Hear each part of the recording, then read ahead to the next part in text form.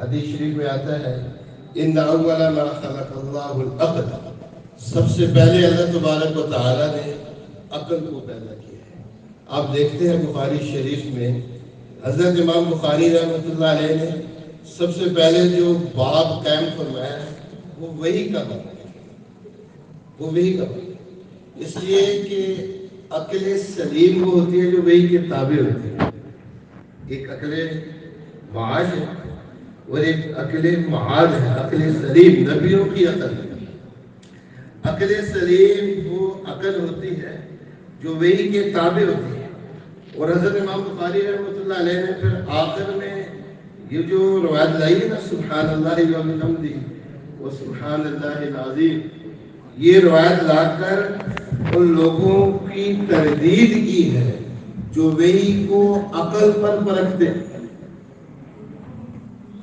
جو وحی کو عقل پر پرکھتے ہیں، ان لوگوں کی تردید کی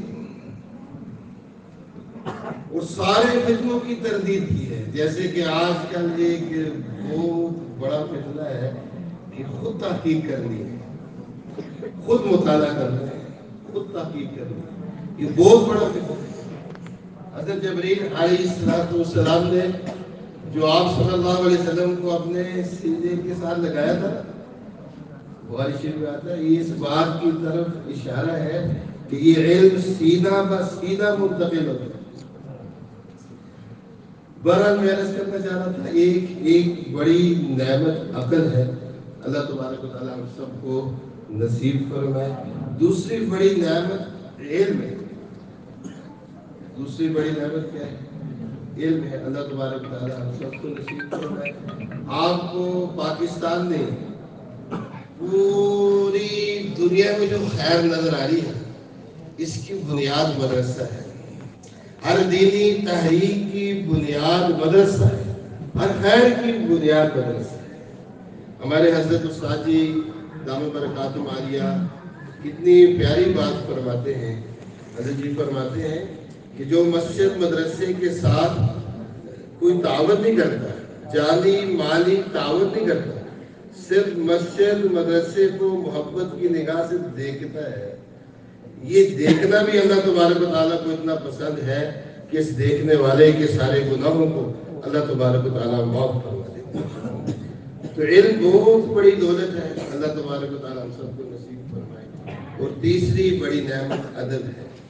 بس ایک بات عرض کر کے میں اجازت چاہوں گا، حضرت مجدد الف ثانی رحمہ اللہ فرماتے ہیں، عجیب بات فرماتے ہیں۔ ایک بات تو یہ فرماتے ہیں بڑوں کے ساتھ نسبت ہو تو اس کا بڑا فائدہ یہ ہوتا ہے کہ خاتمہ ایمان پر ہوتا ہے۔ بڑوں کے ساتھ نسبت ہو، میں ساتھیوں سے عرض کرتا رہتا ہوں، بڑوں کے ساتھ نسبت ہو تو آدمی خود بھی بڑا بن جاتا ہے۔ بڑوں کے ساتھ نسبت ہو تو اس کا ایک بڑا فائدہ یہ ہوتا ہے کہ انسان کا خاتمہ ایمان پر ہوتا ہے۔ اور حضرت مجدد الف ثانی رحمہ اللہ فرماتے ہیں، یاد رکھنا علم کی کمی کو اللہ تبارک و تعالیٰ ادب سے پورا فرما دیتا ہے۔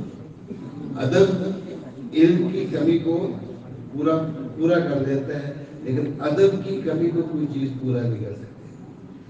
تو یہ تین بڑی نعمتیں ہیں، ایک نعمت جو ہے وہ عقل ہے، ایک نعمت علم ہے، اور ایک بڑی نعمت ادب ہے۔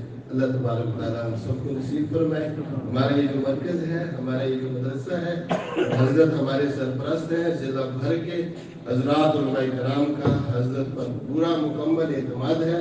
اللہ تبارک و تعالیٰ حضرت مولانا مفتی حبیب الرحمان صاحب دامت برکاتہم عالیہ کے ان کے مبارک سایہ کو تعدیر عافیت کے ساتھ ہم سب کے سروں پر قائم و دائم فرمائے۔ السلام علیکم۔